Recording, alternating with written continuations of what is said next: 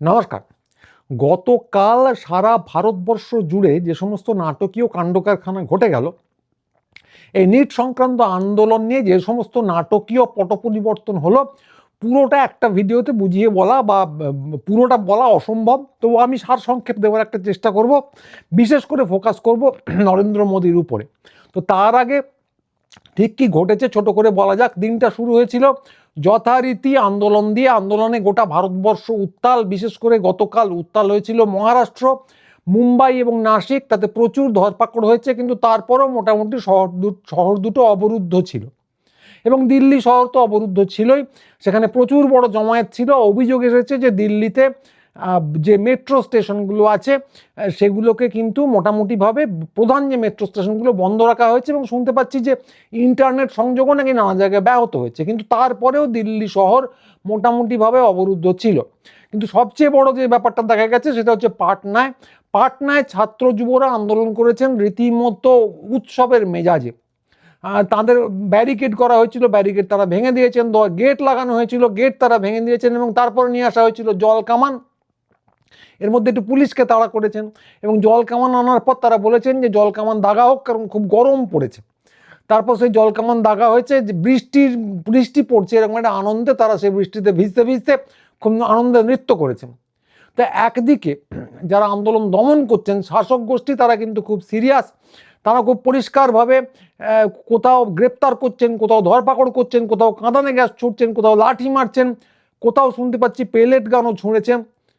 এবং তারা যে কোনো মূল্যে এককেন্দ্রিক একটা সরকার, খুব শক্তপোক্ত সরকার, এই ইমেজটা বজায় রাখতে চেষ্টা করে যাচ্ছেন। উল্টো দিকে ভারতবর্ষের বহুত্বের যে ঘরানা, সেটাকে বজায় রাখছেন আন্দোলনকারীরা। তারা প্রথমত অহিংস আন্দোলন করছেন, দ্বিতীয়ত উৎসবের মেজাজে করছেন, কারণ বহুত্ব একটা উৎসব। বহুত্ব, বহুস্বর, এগুলো হচ্ছে ভারতবর্ষের আদর্শ। সেটা কোনো গম্ভীর গোমড়া ব্যাপার নয়। বহু রকম স্বর থাকবে, সবাই মিলে একটা সমস্বর হয়ে উঠবে এবং উৎসব হয়ে উঠবে, যেটাকে আমরা বলতাম বৈচিত্র্যের মধ্যে ঐক্য। এই ব্যাপারটা আন্দোলনকারীরা রক্ষা করে চলেছেন। তো এই দুটো জিনিসের মধ্যে যুদ্ধ চলছে, এবং সারা ভারতবর্ষ জুড়ে আন্দোলন ছড়িয়ে পড়েছে। কলকাতাতেও আজকেই একটা মিছিল আছে, যার কথা সব শেষে আপনাদের বলবো। তো এই দুটো শক্তির মধ্যে সংঘর্ষ চলছে কয়েকদিন ধরেই চলছে। নতুন করে বলার কিছু নেই, শুধু এইটুকুই বলার যে আন্দোলনটা ক্রমশ সারা ভারতবর্ষে ছড়িয়ে পড়ছে। তো এর মধ্যেই রাত্রি থেকে শুরু হয়ে গেল নাটক। প্রথমে সোনাম ওয়াংচুক অনশন ভাঙলেন। কি প্রতিশ্রুতিতে ভাঙলেন আমরা জানি না। তো যাই হোক, সে তো ভাঙার ছিলই, বাকিরা সবাই অনশন তুলে নিয়েছেন। উনি কতদিন করবেন, মারা তো আর যাবেন না, তোলারই কথা ছিল। সে নিয়ে অনেকে সমালোচনা করছেন, কিন্তু কথা হচ্ছে যে সোনাম ওয়াংচুক বা অভিজিৎ দীপকে এরা কিন্তু আর আন্দোলন নন। ককরোচ জনতা পার্টি একটা পার্টি ঠিকই, কিন্তু তারা তো সংগঠিত কোনো দল না, তারা নিজেদের নাম দিয়েছে পার্টি। তো ফলে যেখানে আন্দোলন হচ্ছে, মানুষ নিজেদের উদ্যোগে, ছাত্র যুবরা নিজেদের উদ্যোগে করছেন। ফলে একজন সোনাম ওয়াংচুক আছেন কি দীপকে আছেন, তার উপর আন্দোলন দাঁড়িয়ে নেই। তো ফলে আন্দোলন চলছে। অন্য কিছু খবর পাওয়া গেলে নিশ্চয়ই আপনাদের জানাবো। তো সোনাম ওয়াংচুক যেই অনশন তুললেন, তারপর থেকেই নাটকীয় সব জিনিসপত্র ঘটতে শুরু করলো। নরেন্দ্র মোদী সোজা চলে এলেন সমাজ মাধ্যমে।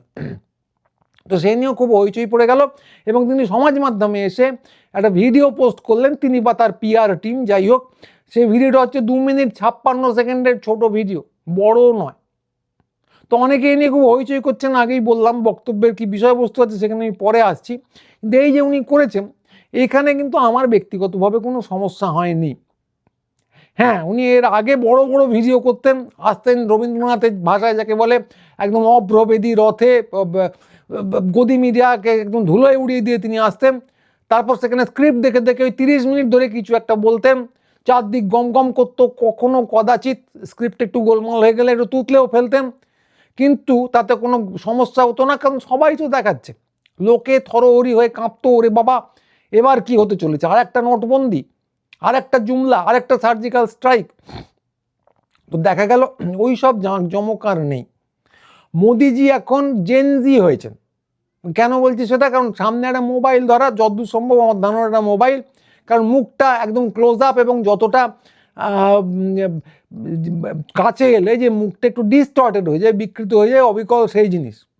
কি দেখে পড়ছেন বোঝা যাচ্ছে না। সময়টা আবার মাঝরাত, যেন একজন জেনজি ছাত্র এক্ষুনি ইনস্টাগ্রামে একটা স্টোরি পোস্ট করবে, ভাবটা অবিকল তাই। তো এই নিয়ে অনেকে হাসি ঠাট্টা করেছেন, কিন্তু তাতে আমার কোনো সমস্যা হয়নি। তো কেনই বা হবে? কারণ উনি পাঞ্জাবে গিয়ে শিখ সেজেছেন, চীনে গিয়ে চাইনিজ শিখেছেন, জাপানে বা আরবে গিয়ে শেখ সেজেছেন কিনা আমি জানি না। তো চাপে যখন পড়েছেন জেনজি বা হবেন না কেন? এতে তো কোনো মেকআপও নিতে হচ্ছে না, শুধু সামনে মোবাইলটা ধরতে হচ্ছে।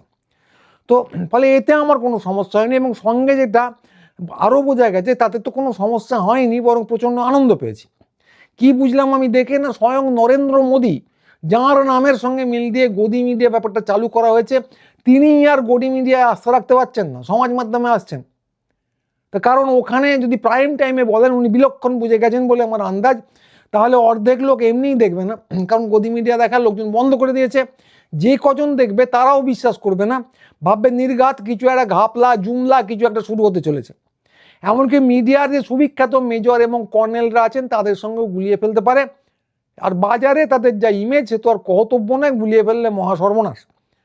ফলে যা দেখা যাচ্ছে যে গদি মিডিয়ার সঙ্গে যে গুলবাজির একটা সমস্যা আছে, সরাসরি সম্পর্ক আছে, সমস্যা নয়, সেইটা কিন্তু এই আন্দোলন একদম এস্টাবলিশ করে দিতে পেরেছে। এবং আমাদের মাননীয় প্রধানমন্ত্রী যে গদি মিডিয়ায় না গিয়ে মধ্যরাত্রে একটা ছোট ভিডিও, 30 মিনিটের নয়, 3 মিনিটেরও কম সময় একটা ভিডিও পোস্ট করে দিলেন, সেটাও ওই রকম একদম জেনজির কায়দায়, সেটাও এই স্বীকৃতি দিচ্ছে যে গদি মিডিয়াকে আর বিশ্বাস করা যাবে না। ফলে এতে আমার ব্যক্তিগতভাবে তো কোনো সমস্যা নেই, এই স্বীকৃতিতে কারোরই কোনো সমস্যা থাকার কথা নয়, বরং এটা খুব আনন্দের ব্যাপার যে আমরা অনেকদিন ধরে যে দাবিটা করে আসছি সেটা স্বীকৃতি পেল। তো এর চেয়েও আনন্দের ব্যাপার হলো এরপরে, যেটাতে সমস্যা তো নেই, আমি আরও আনন্দিত যে উনি অবিকল জেনজির ভঙ্গিতে, ওই সত্তরোর্ধ্ব প্রধানমন্ত্রী মুখ খুলে ভিডিওতে প্রথমেই বললেন ফ্রেন্ডস। তো এর আগে একদিন শুনতাম মেরে পেয়ারে দেশবাসী, কিংবা ওনার সেই বিখ্যাত ডাক মিত্র, কিন্তু আজকে সেসবের বালাই নেই, একদম জাবনিক শব্দ দেখে অতি চমৎকার লাগলো, যাকে বলা হয় ব্যাপক লাগলো। তো নিন্দুকেরা এই নিয়েও কিছু ঠাট্টা তামাশা করছেন দেখলাম, তারা বলছেন যে শিঙি ভেঙে একটা বয়সের পর আর বাছুরের দলে ঢোকা যায় না, আদবানির মতো ওই যে কি মার্গদর্শক মণ্ডল আছে সেখানে যেতে হয়। কিন্তু আমার কথা হলো সেটা ঠিক না। স্বয়ং ঠাকুর শ্রী শ্রী রামকৃষ্ণদেব বলে গেছেন যে যতদিন বাঁচি ততদিন শিখি। তো এটা সবার ক্ষেত্রে সত্য, এবং বিশেষ করে তাদের ক্ষেত্রে সত্য যারা ছোট থেকে কেবল এবং কেবলমাত্র হোয়াটসঅ্যাপ ইউনিভার্সিটিতে পড়ে এসেছেন। এন্টায়ার পলিটিক্যাল সায়েন্স কথাটা এখানে ধরছি না, ওটাও আমার ধারণা হোয়াটসঅ্যাপ ইউনিভার্সিটিতেই পড়ে আসা। কিন্তু কথা হচ্ছে যারা শুধু ওখানেই পড়ে এসেছেন তাদের তো আরও বেশি করে শিখতে হবে, এবং যতদিন বাঁচবেন ততদিন শিখতে হবে, এতে দোষের কিছু নেই। এবং ওর যে বক্তৃতা, তার প্রথমটা শুনেও বুঝলাম যে ওনার শেখার ইচ্ছেটাও প্রবল। প্রথম বাক্যটাই উনি যেটা বললেন সেটা হচ্ছে উনি বুঝতে পেরেছেন প্রশ্ন ফাঁস এই যে হয়ে গেছে, এটা কোনো মামুলি ব্যাপার না, এতে অনেকেরই খুব ক্ষতি হয়েছে, ছাত্রদের, তাদের অভিভাবকদের ইত্যাদি প্রভৃতি। ভাবুন তো, শুনে আপনার কি মনে হলো জানি না, আমার বলতে ইচ্ছে করছিল যে 10 বছরে 152টা প্রশ্ন ফাঁস, গড়ে মাসে একটারও বেশি। তো এতদিনে আপনি বুঝলেন এটা মামুলি ব্যাপার? মামুলি ব্যাপার না। তাও এত আন্দোলনের গুঁতো খাবার পর, তারপর আমরা তো এটা অনেকদিন আগেই বুঝে গেছি, কিন্তু সেটা আমি বলিনি, কারণ শিক্ষার্থীদের বুদ্ধিবৃত্তি নিয়ে এসব কটাক্ষ করা ঠিক না। উনি তো শিখছেন, আমি এটা মনে মনে বলেছি, জোর গলায় সোশ্যাল মিডিয়ায় কোথাও বলিনি। তো উনি শিখছেন, এবং উনি নতুন পাইলট, অনেক কিছুই নতুন শিখছেন। যা যা শিখছেন তার মধ্যে প্রথম অন্যতম ব্যাপারটা হলো প্রধানমন্ত্রিত্ব। তো একদিনে তো উনি দেশের বাইরেই ঘুরে বেড়াতেন, উনি ছিলেন পর্যটক, প্রবাসী প্রধানমন্ত্রী, ভ্রাম্যমান প্রধানমন্ত্রীও বলতে পারেন। তো ঘুরে টুরে নিট টিটের খবর তো নেওয়ার সুযোগ পাননি বলেই আমার ধারণা, দেশেরও খবর কতটা রাখতেন আমার যথেষ্ট সন্দেহ আছে। তো এখন অবশেষে এই 12 বছর প্রধানমন্ত্রিত্বের পর একটু একটু শেখার চেষ্টা করছেন। এখন শিক্ষার্থী হিসেবে, নতুন শিক্ষার্থী হিসেবে, বলা যায় প্রথম প্রজন্মের শিক্ষার্থী হিসেবে ওনাকে সকলের উৎসাহ দেওয়া উচিত। এইটা নিয়ে কারো কোনো সমস্যা থাকার কথা নয়। কিন্তু সমস্যাটা শুরু হলো এরপরে, যখন দেখতে পেলাম যে এই যে শিখছেন ঠিকই, শেখার ইচ্ছেও আছে ঠিকই, কিন্তু শিক্ষার মানটা ঠিক কি। এরপরে উনি বলতে শুরু করলেন যে উনি ঠিক কি কি ব্যবস্থা নিয়েছেন নিট নিয়ে। তো 3 মিনিটের ভিডিও, কিন্তু তার মধ্যেও লম্বা করে বলার চেষ্টা করলেন। বললেন দোষীদের সব গ্রেপ্তার করা হয়ে গেছে, তারা সবাই জেলে বসে আছে। তারপর বললেন যে সরকারের ঢাক পেটালেন, যে ঢাক পিটিয়ে কী কী করা হয়েছে, খুব দ্রুত গতিতে পরীক্ষা নেওয়া হয়ে গেছে। কোন পরীক্ষা? না যেটা ফাঁস হওয়ার পর নেওয়া হয়েছিল, তার ফলও বেরিয়ে গেছে। কি ফল? না যে নিয়ে প্রচুর অভিযোগ আসছে, এবং এতেও নাকি উনি সন্তুষ্ট নন। মানে এটা বলার কি ছিল, কেউই তো সন্তুষ্ট না। তো উনি কি করেছেন না, ফাস্ট ট্র্যাক কোর্টের নির্দেশ দিয়েছেন সব দপ্তরদের, বিভিন্ন বিভাগকে, তাতে অনেক অনেক কিছু হয়ে গেছে। এরপর সেই সব যে সুপারিশ এসছে বা খসড়া এসছে, সেগুলো নাকি ক্যাবিনেটে যাবে, তারপর সংসদে যাবে, তারপর হাবি হবে জাবি হবে ইত্যাদি প্রভৃতি। তো কথা হলো এতে আমার সমস্যা কি? সমস্যাটা হলো শিক্ষার মান নেই। এসবই খুব ভালো ভালো জিনিস আমি জানি, কিন্তু সমস্যাটা হলো এর থেকে বুঝতে পারা গেল যে ওর শিক্ষার গতি অত্যন্ত ঢিমে। ছাত্রদের যে কি দাবি ছিল সেটা আদপেই উনি কিচ্ছু বোঝেননি। যারা ফাঁসের সঙ্গে জড়িত, এই প্রশ্নপত্র ফাঁসের সঙ্গে, তাদের কি ছাতার মাথার বিচার হবে আমি জানি না, কেউই জানেন না। এবং কথা হলো সেই নিয়ে ছাত্ররা বা সাধারণ জনতা কেউ আগ্রহী নয়। লোকে চায় হচ্ছে যারা দায়িত্বে আছেন তারা দায়িত্ব নিন, বারবার প্রশ্ন ফাঁস হবে আর দোষীদের ধরে শাস্তি দেওয়া হবে, বারবারই তো হচ্ছে, নতুন আর কি, তারপর আবার ফাঁস হবে। এটা কোনো পদ্ধতি হতে পারে না। যে লোক দায়িত্বে ছিলেন একদম পদ্ধতিগতভাবে যে গোলমালগুলো হচ্ছে তার দায়িত্বে ছিলেন, তিনি দায় ঘাড়ে নিয়ে পদত্যাগ করুন, এটাই হচ্ছে দাবি, এটা প্রাথমিক দাবি। এরপরে আরও দুটো সম্ভাব্য দাবি আছে। তো যিনি এই দাবিগুলো বোঝেননি, যে সরকার বোঝেনি, বরং চোখে আঙুল দিয়ে যখন বোঝানোর চেষ্টা হয়েছে, ছাত্ররা ধর্নায় বসেছে, তো যিনি সেই ধর্নার উপর রাষ্ট্রীয় সন্ত্রাস নামিয়ে এনেছেন, একদিকে লাঠি, কাঁদানে গ্যাস, মারধর, পেলেট অভিযোগ অনুযায়ী এইসব চালানো হয়েছে, নানা জায়গায় ধরপাকড় হচ্ছে, যিনি বোঝেননি যে তাঁর ভালোর জন্যেই, তাঁর সরকারের ভালোর জন্যেই এই ব্যাপারগুলো বলা হচ্ছে, তো সেই স্বরাষ্ট্রমন্ত্রী, তাঁরও পদত্যাগ চাই, তাকেও সরে যেতে হবে, এটা একটা সম্ভাব্য দাবি। আর যিনি মাথার উপর বসেছিলেন 12 বছর ধরে, 12 বছর প্রধানমন্ত্রী হয়েছেন, 1 বছর আন্দোলন চলেছে, তারপরেও কিচ্ছু বুঝতে পারেননি, তিনিও গদি ছাড়ুন, এটা হচ্ছে সর্বশেষ সম্ভাব্য দাবি। তো বাকি দুটো দাবি এখনও জোর গলায় ওঠেনি, কিন্তু শিক্ষামন্ত্রীর দাবিটা প্রথম থেকেই খুব জোর গলায় উঠছে। এই মধ্যে এই যে শিক্ষামন্ত্রীর যে পদত্যাগ চাওয়ার যথার্থতা, প্রধানমন্ত্রীর এই ভাষণ থেকে কিন্তু স্পষ্ট বোঝা যাচ্ছে। কারণ সমস্যাটা কি বললাম, যে এই যে দাবিগুলো, এগুলো কিন্তু প্রধানমন্ত্রী কিছুই বোঝেননি। ওনার এই যে শিক্ষা, উনি যেভাবে শিখছেন, জেনজি হওয়ার চেষ্টা করছেন, তাদের মানসিকতা, তাদের স্টোরি ঢঙে নিজে একটা স্টোরি করছেন, এইটা কিন্তু সে খোলসেই আটকে আছে। সেই ক্রিকেটারদের মতো আমরা আগে ছোটোবেলায় বলতাম যে শিবরাম কৃষ্ণন বলে একজন লেগ স্পিনার ছিলেন, বা নরেন্দ্র হিরওয়ানি আরেকজন ছিলেন, তাদের চুলের খুব কায়দা ছিল নরেন্দ্র হিরওয়ানি, তো তিনি দৌড়ে গিয়ে লাফ দিয়ে একটা লেগ স্পিন বল করতেন, বল ভালো ঘুরতো। এবং কিছু কিছু পাড়ায় ছেলেপুলে ছিল যারা চুলটা ওরকম রাখতো, যারা রান আপটা নকল করেছিল, কিন্তু বল তাদের ঘুরতো না। তো এইখানে অবিকল সেই জিনিস হচ্ছে, উনি ভঙ্গিটা নকল করছেন কিন্তু বল বাবা ঘুরছে না, মানে আসল জিনিসটাই উনি এখনও শিখে উঠতে পারেননি। তো কথা হলো যে শিক্ষা ব্যবস্থার এই যে হাল, যে স্বয়ং প্রধানমন্ত্রীকেও দ্রুত গতিতে দেশের অবস্থাটা যে কী, শিক্ষা ব্যবস্থার অবস্থাটা কী, সেই নিয়েও শিক্ষা দেওয়া যায়নি। এর পরে শিক্ষামন্ত্রীর অযোগ্যতা নিয়ে আর তো কোনো সন্দেহ থাকে না।